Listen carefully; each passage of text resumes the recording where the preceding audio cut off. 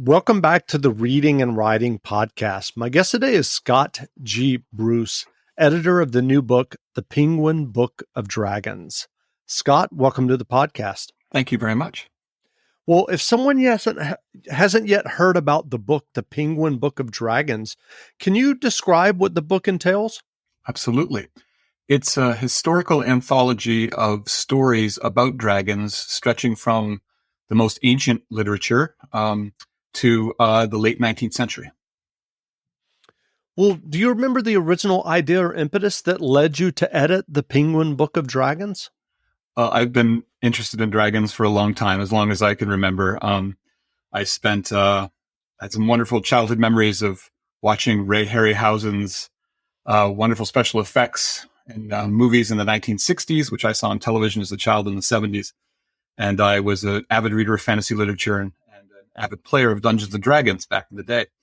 So dragons have been on my mind for a long time. But I became a medieval historian, and probably not coincidentally, and dragons continue to play a role in the life of the people I study. And so when I had the opportunity to compile a source book, as it were, for dragons in history, I leapt at it.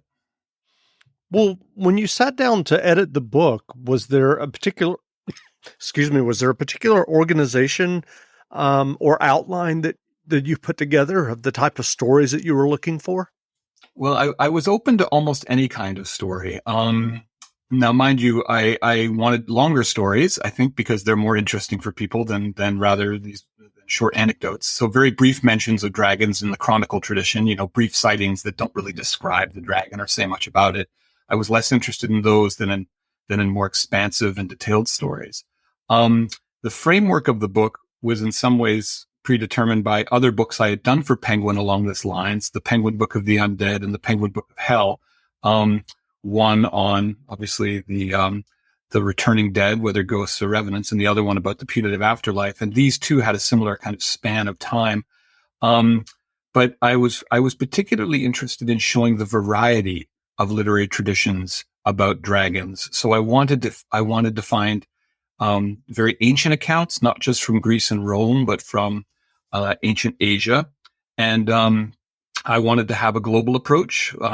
So not just European dragons, but dragons from Greece, from the Middle East, from the Indian subcontinent, from Japan, and even from America.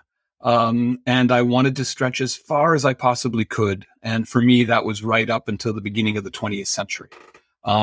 Some of the dragon stories that we have in the 20th century and early 21st century, of course, quite commonplace and easy to find. So those did not get included. Sure. And how did you do the research, especially in these areas, these global areas that some people may not associate with dragons? So in part it was, so as I'm a historian by profession. And so I describe that as I spent a lot of time reading dead people's mail. My day job is literally hunting down old texts. And so for the medieval period that, I was already familiar with many of these sources, and they were at my fingertips. For material outside of medieval Europe, I really had to lean on specialists. Some of these texts had been translated before by other scholars who were proficient in the languages that they were written in, which I cannot read, like Sanskrit or some of the Asian languages. In some cases, in the case of Japan and China, I reached out to scholars that I knew and respected who studied those traditions, and just said that, this is the goal of my book, and I'm really interested in including, more stories from your area of specialty, and can you direct me to them? And many of them did, and many of them had already translated some of these stories. So that worked out very nicely. So the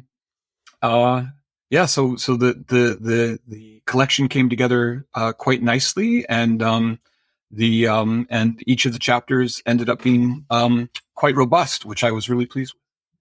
And how long did that editing process take for you of searching down and getting translations of these global stories about dragons? I would say from inception until publication, a book like this takes about 2 to 3 years. The first year really being the kind of collecting stage where you're hammering out all the different stories at their place. It's, it's kind of, if you equated it with a movie, you would say that's the casting stage. You're trying to find the stories that will play the roles you want them to play within the book. For many of these stories, I mean, one of the things that's time consuming is writing the introductions, doing the research so that you can write the introductions to these various excerpts and stories. I also farmed out many of the stories to specialists. So Professor Paul Acker translated the Anglo-Saxon stories and did a new translation of Beowulf for us, the relevant parts of Beowulf. Professor Anthony Kaldelis did an entire chapter with me on Byzantine Greek stories because he's a specialist in that field. And so there was the kind of, the farming out of the material as well. And then many of the stories were from the medieval Latin were translated by me and some of my students. And so that is particularly time consuming, but also incredibly rewarding, especially for them. And then others, some of the 19th and 18th, 17th century sources that are in English, those just had to be transcribed from the original works. And so were there particular dragon stories that you discovered while researching the book that surprised you? Yes, there are some very strange ones. I think that we're all used to, we in modern fantasy literature, we're used to two very broad categories of dragons. And one is the kind of, I'll just call it the big bad dragon, I guess. The dragon as adversary, which has deep roots in the pre-modern tradition. And the other is dragon as ally, which has almost no precedent in the pre-modern tradition. It's very much a modern conceit that dragons would somehow be allies of human beings. So when I found stories of dragons being allies, mainly in the Asian tradition, those were surprisingly pleasant. There are other very strange bits of lore about dragons that you'll learn about in this book that took me completely by surprise. One is a story written by a 12th century Christian author who was really, his interest was in describing why Christians celebrate certain feast days for saints. And in a digression of one of those stories, he tried to explain the origin of the habit of people creating bonfires in the month of June. And so when you or I talk about a bonfire, we think about a fire with wood that we burn outside, perhaps on a cool evening to roast marshmallows or whatever. And but for them, for 12th century people, a bonfire was in fact a bone fire. It was a fire that was made by burning the bones of cattle. And the reason they did so was to ward off dragons, which were particularly active in the month of June, apparently. And because dragons during that month, according to medieval lore, were in heat, as it were, and they would fly around, and the male dragons would basically fly around and ejaculate all over the place, and that was bad for livestock, it was bad for crops, and it was bad for water systems, and but they would be warded off if you lit bonfires, and that tradition lived on in medieval Europe, and somehow bonfire became bonfire in our reckoning. But that was not, I was not expecting to read, a kind of prophylactic stories about protecting ourselves from the excesses of dragons in that regard. There are many surprises in the tradition. And those surprises were always pleasant because dragons are, they're a strong presence in our tradition. In our literary traditions, I would say they are probably the most popular mythological creature in the human imagination. And so the stories can get a little old.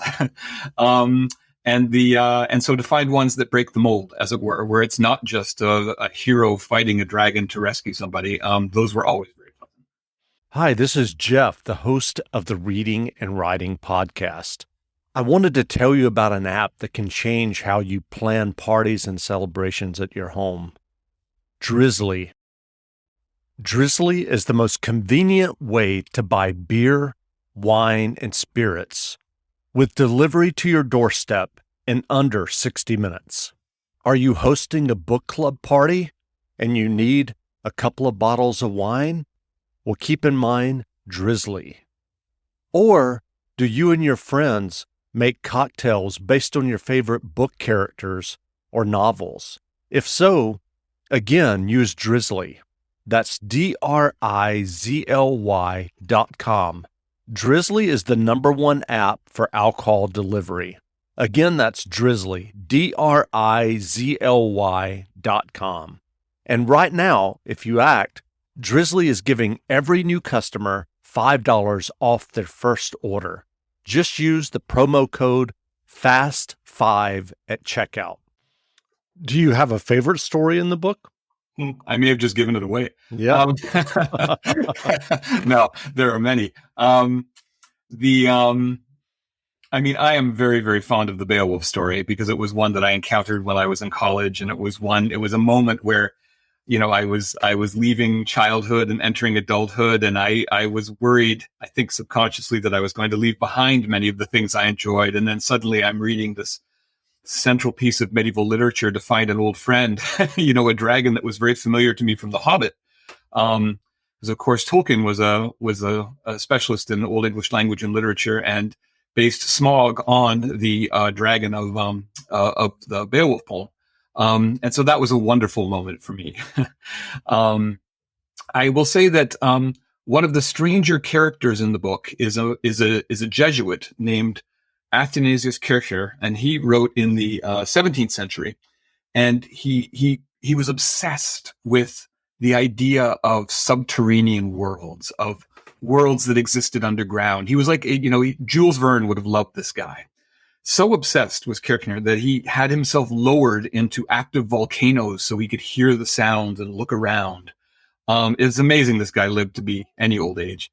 But he compiled a massive 2-volume work called Mundus Subterranus, so the subterranean world, which he wrote in Latin, where he gathered every bit of information he could from the ancient and medieval period about the characteristics of this underground world that he imagined, including he had wonderful pictures made of it too.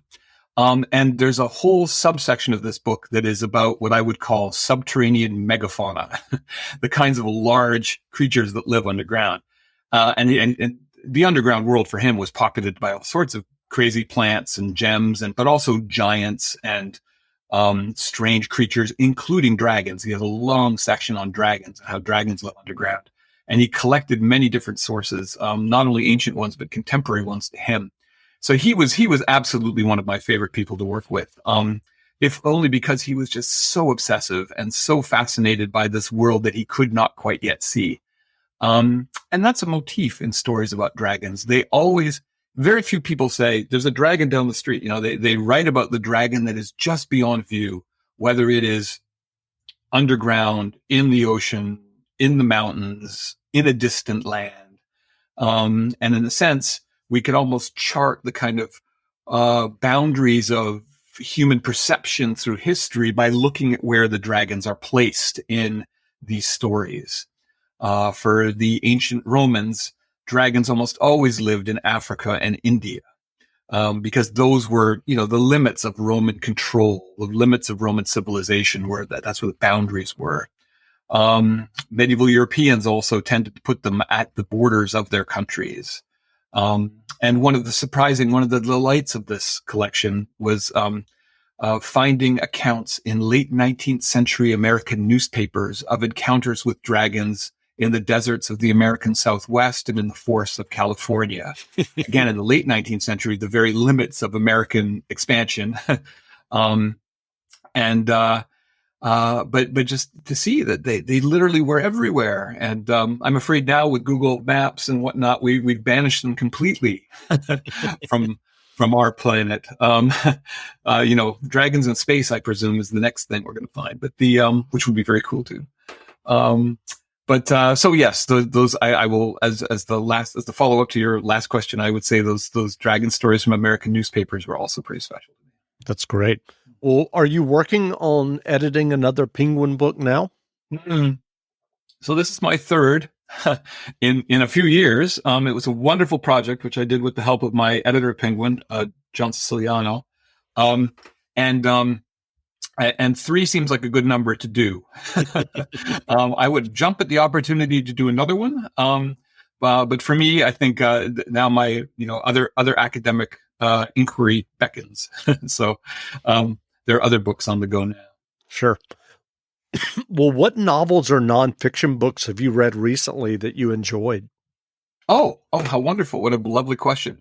So I'm right now reading. I'm reading Ursula Le Guin's A Wizard of Earthsea to my 10-year-old right now, and I will say that all respect to J.K. Rowling and the Harry Potter series and its great cultural impact. But oh my goodness, I can't recommend more Ursula Le Guin's Wizard of Earthsea for the story of a young wizard coming of age and an imaginary world where magic actually kind of makes sense and has a real purpose. And the prose is so crisp and wonderful. She's such a great writer. And there's also a fantastic dragon that the young wizard has to face. And he does so in very unconventional ways. So that's kind of one of my leisure reads right now. I'm very fortunate at Fordham where I teach that I've been allowed to teach a class to undergraduates called Monsters, Magic, and the Undead in medieval Europe. And for each of those sections on Monsters, Magic, and the Undead, we have a kind of capstone where they read a major primary source from the medieval period about one of those topics, but alongside a modern novel. So that we can compare the way certain modern people have thought about the topic compared to medieval people. And so for the unit on magic, I have them read Ursula Le Guin's Wizard of Earthsea, which many of them have never heard of, never encountered, and that's always a wonderful thing for me to do. In terms of nonfiction, I've been reading very slowly Blight's biography of Frederick Douglass. Which is, expansive and granular in its detail and absolutely wonderful. And for a medieval historian, it's very riveting since I can't imagine knowing that much about a person in the 10th or 11th or 12th century. It's the period I study. To have such rich detail about a 19th century individual is just incredible to me. And it's not a happy read all the time, but it's an important one. Sure. Well, where can people find you online if they want to learn more about you and the books that you've written and edited? Oh, thank you. I have a website, medievalimagination.com. So MEDIEAVAL imagination.com. You can find me there. You can also just Google search me, Scott Bruce Fordham, and my faculty webpage will come up, and there's links to, there's links to my website there as well. That's great. Well, again, we've been speaking with Scott G. Bruce, editor of the new book, The Penguin Book of Dragons. The book is available now, so go buy a copy at your favorite independent bookstore. And Scott, thanks for doing this interview. Thank you so very much for having me. Great. Thanks a lot.